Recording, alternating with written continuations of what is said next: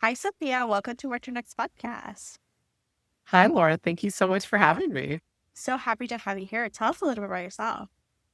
Well, my name is Sophia Glock. I am a cartoonist. I write and draw long form graphic novels and shorter ones too, Yeah. but I like making books. I like making long self contained stories and I tell them in comics.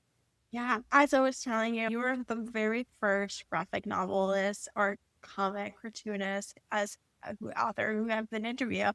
And I've done 900 of these at this point. I'm like so surprised. And I'm like, holy crap, why have I missed? Because I read your book. It was actually like a good break in between finishing up work and coming here. And it was like this place of like, I'm missing a whole world of books that I can actually consume that can be a good escape and that can deal with difficult situations, but in a way that feels like feeding the inner child, feeding that child was like watching picture books. And I was like, there's something to be said about that that is coming to mind. Absolutely. One, I'm very honored to be the first graphic novelist on your amazing podcast. I hope I am not the last. Yeah, you're not. Because it is such a varied and exciting and still developing medium for kids lit and well, adult lit and all lit. But you're right, it's very digestible. My books are meant to be read in like a couple of sittings. I mean, you can take as long as you like with them, and they are rereadable, which is also nice. Yeah, But it's not as big of a commitment. It does readability is important to me. It's one of my main concerns when writing. I yeah, don't want it to be a sort of a challenge to enter. I sort of want you to enter into it and like kind of let it wash over you. yeah. Yeah, and it is a way to talk about there are some like big themes you can tackle in, like I said, the digestible format. Yeah, like your book before we wake is about grief. It's a paranormal love triangle, but at the core, the essence is grief. It's an emotion that's heavy, that doesn't go linear, doesn't happen at once, and it's not everyone experiences the same. And I think you provide a window that feels digestible, not just for adults, but also for young adults or even tweens to experience it and see themselves, your experience better. And I think that's a really cool, neat way to talk like a difficult topic with a way that feels like it's a Trojan horse, essentially. Yes. Thank you. Yeah, it's a little bit sneaky because there's a romance in this book that is a little bit, not to spoil too much, the romance for me is beside at the end. The romance, rather, it's not beside the point. The romance is central, Yeah. but it's not the ultimate point, Yeah. if that makes sense. Which makes sense for the age group because we don't want them to have forever. Not It's not. That's not the point. This is not a forever. that always makes me so nervous in adolescence, like when we talk about like forever, because I'm like, wait, we're talking about teenagers here. Like, there's time. There's a lot of time to meet a lot of people. So yeah, like ultimately, like whether or not they end together is speculative and happens sort of like off stage because really my main concern was Alicia. Yeah. All right. So let's talk about the writing and the design and the story. How do you put together? Does the story come first? Does the drawing come first? Does the actual like the dialogue? Is it a piece of dialogue that comes in or an image? And you're like, okay, I've got to take this. It's essentially the question is like plot or planter, as I was talking to an author, like a fiction author. Are you a plotter or planter? What comes first for you? So because so much of my thinking happens while I draw, I go back and forth. So I had a feeling about this book and I began to draw around that feeling. And the images that came up, that's what I was chasing. And there comes a point where I'm like, okay, once I begin to get a feel for it, I will just write. But it's not very organized. There's a lot of word dumping, and you never see any of it. Because once I feel like I kind of have the cohesive story, that's when I start doing like rough drawings, like rough thumbnails. So making my pages as I go. And it's where the real writing for me happens. And that's where the dialogue comes in. And I'm genuinely letting them talk for themselves at that point. Like I'm trying to like almost like tune into the radio. Yeah. Like the frequency. I'm like, where is it? It's right there. And I don't, for the dialogue, I'm like letting them talk. But the writing for me happens drawing. Let's talk about it before we wait. Quite a elevator pitch. We talked a little bit briefly about what the Trojan Horse is, but there's actually a story that we actually have experienced between Marissa and Alicia and the dreams. Yeah. And it's a little bit, it's like you get immersed in the story from the beginning. You see two friends starting out and having conversation, creating homework, and then you're like, what this is all about. So our protagonist, rather, is Alicia, and she is very attached to her best friend, Marissa.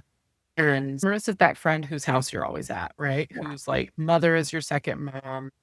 And Alicia's having this reoccurring dream that's bothering her. It's like really bothering her every night. She has the same dream and she wakes up dissatisfied and kind of bothered by it.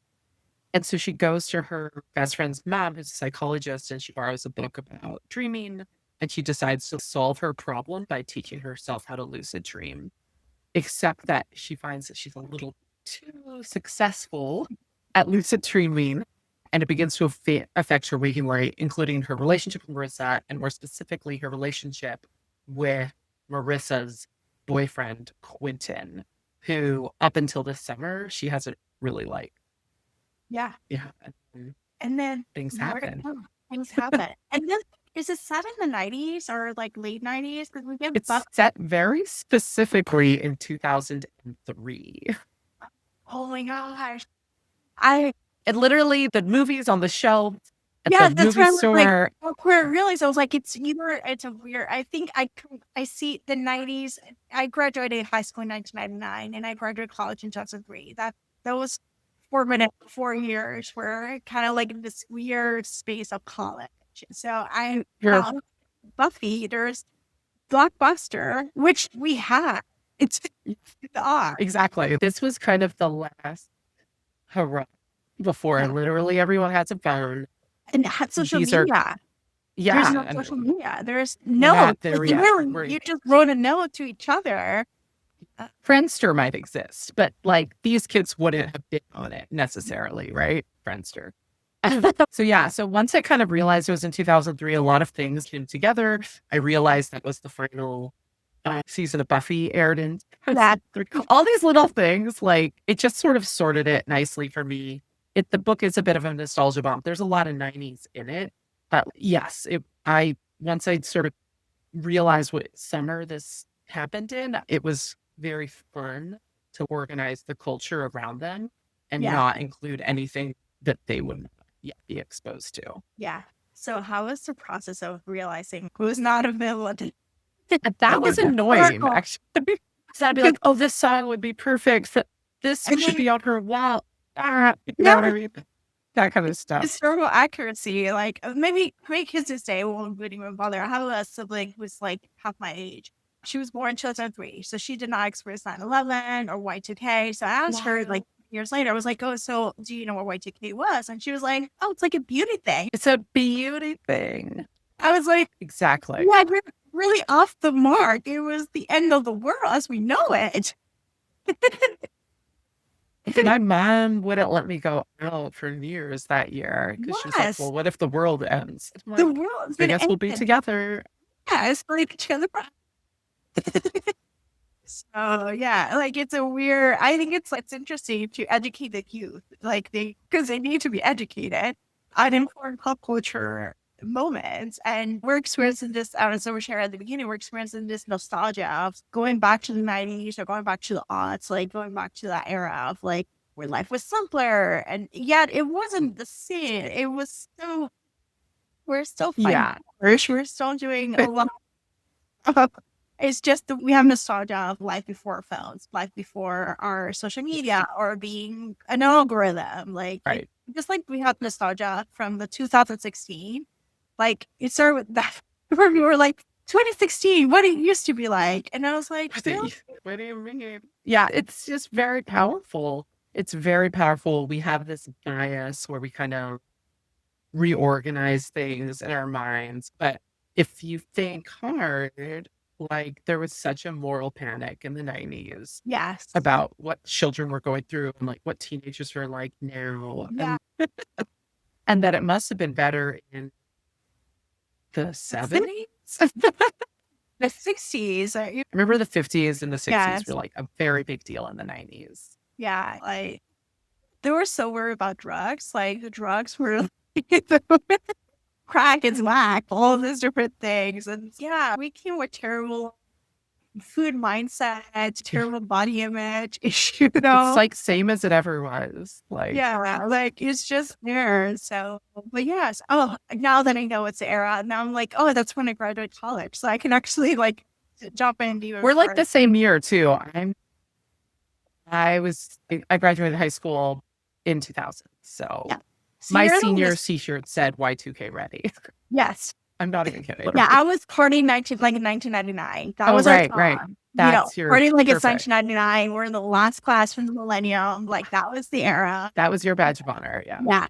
But you know what? The aughts really started in 1998. Like it really didn't like that. That was like in 97, 98. That's when the aughts, like we got the boy bands, we got the music, we got a lot of like early internet because already has happened. So The it really, aesthetic shift, I would agree the aesthetic shift happened in the late yeah. 90s, not on the dot in No, it was 2000. It not. was, we were anticipating the millennium, and Yeah. that informed the way it informed everything. It informed our body wash. It informed the packaging on our makeup. It Yeah. informed our fashion. It was all very new millennium was the focus. I totally agree with you.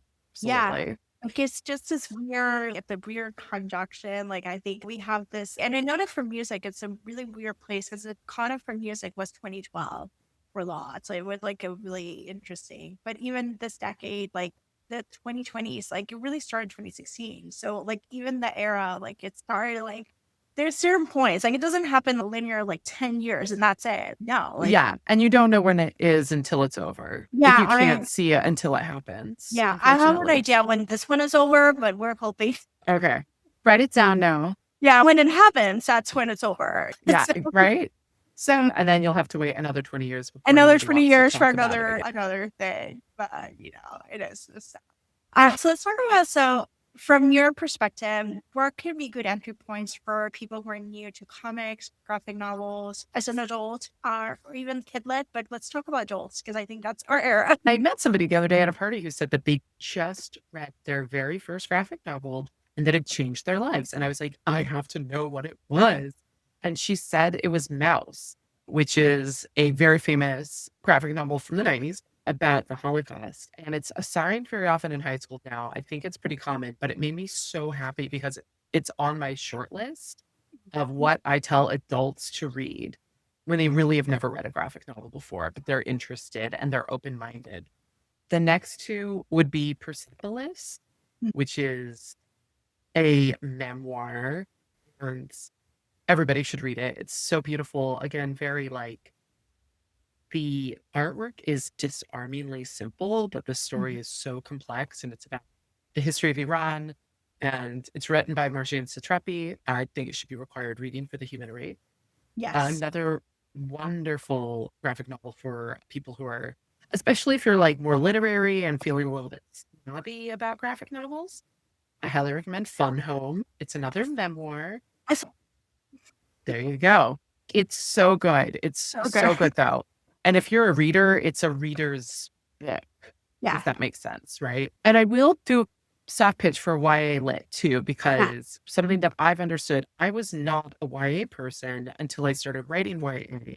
And I had to give myself a crash course in what is YA? Why am I writing YA? And how does it work? Because it's a totally different, it's more than a genre. It's a tone. So that's like my party line is that YA is not an age group, it's a tone. And if you're any of these, something that actually I think straddles the line between YA and adult is a graphic novel called This One Summer, another highly recommended comic book. And another one I might recommend is everybody who is interested in comics as literature should be reading. I'm not going to, there, I could list different titles, but the artist Tilly Walden is a genius and has absolutely sort of, along with the Tamaki cousins, I believe has set the tone for modern comic storytelling. And she wrote a book called Spinning and several others. Sure. Amazing. Oh my gosh. This is a great starter list for people like me who's now like, oh, I need to just go dive into it. So tell us where you can find you online. Oh, I am Sophia Draws Daily on Instagram. I also have a Substack. I actually encourage everybody to sign up there. I'm not a frequent poster. I'm not annoying at all.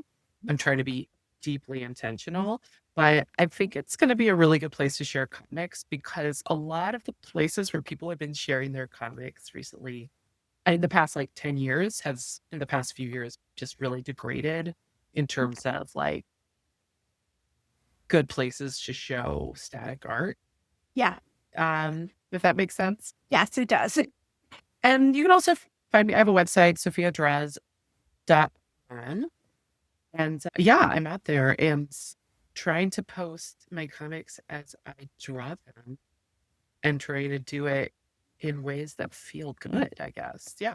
I love this. I am signing up for your Substack. So thank you, Thank you. so much for having me on the show. Thank you so much for having me. This conversation was delightful and nostalgic. Yes. And I'm deeply honored that I'm your first graphic novel. I am so excited. This was like great start. So I am now excited to discover this genre and just dive deep and like hyperfixation as a good millennial. Yes. Awesome, Laura. Thanks for listening to the What to Read Next. For more book lists, cozy reads, and library tips, visit the whattoreadnextblog.com. Your next great read might be waiting there.